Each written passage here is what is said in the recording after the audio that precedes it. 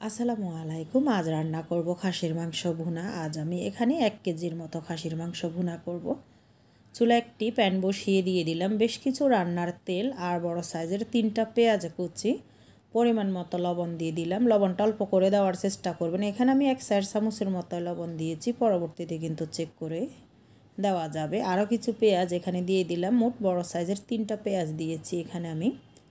চুলার আঁচটা একটু লোতে রেখে পেঁয়াজটা সামান্য একটু ভেজে নিয়েছি যাতে করে পেঁয়াজের কাঁচা গন্ধটা চলে যায়। দিয়ে দিলাম 2টো টমেটো আর 1.5 চামচ দিয়ে দিলাম মরিচের গুঁড়া, 1 চামচ দিয়ে দিলাম হলুদের গুঁড়া, 1.5 চামচ ধনিয়ার গুঁড়া দিয়ে চুলার আঁচটা একটু লোতে করে এই তেলের ভিতরে গুঁড়া মশলাগুলো একটু ভেজে নিব যাতে করে কালারটা খুবই সুন্দর আসে। 2-4 চামচ আদা বাটা, 2-4 চামচ দিয়ে দিলাম এখানে জিরা বাটা। আপনারা এখানে জিরার গুঁড়াটাও দিতে পারবেন, 2-4 চামচের মতো বা 1.5 চামচের মতো দিয়ে দিতে পারবেন। এখন কিছু গরম পানি দিয়ে দিলাম যাতে করে মশলাগুলো পুড়ে না যায়। 2-4 চামচ দিয়ে দিলাম এখানে আমি রসুন বাটা, দিয়ে মশলাগুলো ভালোভাবে কষিয়ে নিব। আর এর ভিতরে আমি দিয়ে দিব কিছু আস্ত গরম মশলা, এই যে দারুচিনি, এলাচ, লবঙ্গ, তেজপাতা দিয়ে চুলার আঁচটা লো মিডিয়ামের মাঝামাঝি রেখে এই মশলাগুলো একটু কষিয়ে নিব যাতে করে মশলার কাঁচা গন্ধটা চলে যায় আর কালারটাও খুবই সুন্দর আসবে। যেহেতু আমরা এখানে বাটা পেঁয়াজটা ব্যবহার করি নাই, কুচি করা পেঁয়াজ ব্যবহার করেছি, সেজন্য মশলাটা একটু ভালোভাবে কষিয়ে নিব। এখন আমি খাসির মাংসগুলা দিয়ে দিলাম। আগের থেকে ভালোভাবে ধুয়ে পরিষ্কার করে রেখে দিয়েছি।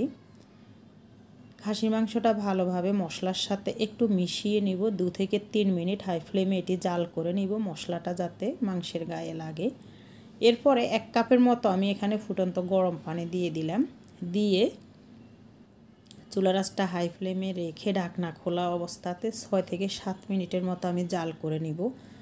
অনেকে কি করে মাংস সবজি যেটাই রান্না করে ঝোলটা দিয়ে ঢাকনা দিয়ে দেয়। বিশেষ করে মাংসের ক্ষেত্রে কখনোই দিবেন না, তাহলে কিন্তু মাংসের নিজস্ব যে একটা গায়ের গন্ধ সেটা থেকে যাবে।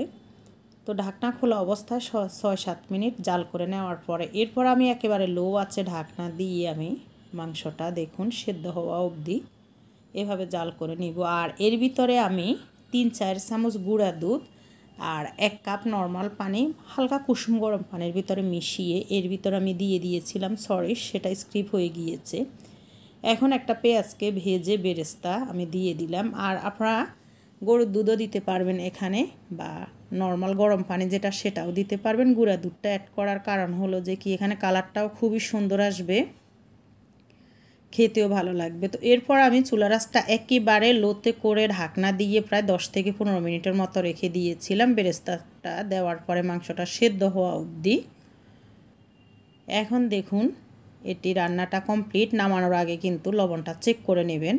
এই যে কতটা লোভনীয় হয়েছে, রুটি, পরোটা, লুচির সাথে, গরম ভাতের সাথে, পোলাওয়ের সাথে এটি খেতে কিন্তু অসাধারণ। আপনারা এভাবে গুঁড়া দুধ দিয়ে বা লিকুইড দুধ দিয়ে খাসির মাংসটা রান্না করে খেয়ে দেখবেন, খুবই ভালো লাগবে। আর মাশাল্লাহ দেখুন এর কালারটা কতটা লোভনীয় হয়েছে। একেবারে ঝটপট, খুবই সহজে অল্প কিছু ঘরোয়া ইনগ্রিডিয়েন্টস দিয়েই আপনারা এই রান্নাটা করে নিতে পারবেন। ভিডিওটি ভালো লাগলে ইউটিউব চ্যানেলটি সাবস্ক্রাইব করে দিবেন আর ফেসবুক পেজ থেকে যদি দেখে থাকেন পেজটি ফলো দিয়ে দিবেন। দেখা হবে যে কোনো পরবর্তী ভিডিও নিয়ে। সে পর্যন্ত ভালো থাকবেন, সুস্থ থাকবেন, পরিবার নিয়ে সবাই। আল্লাহ হাফিজ। আসসালামু আলাইকুম।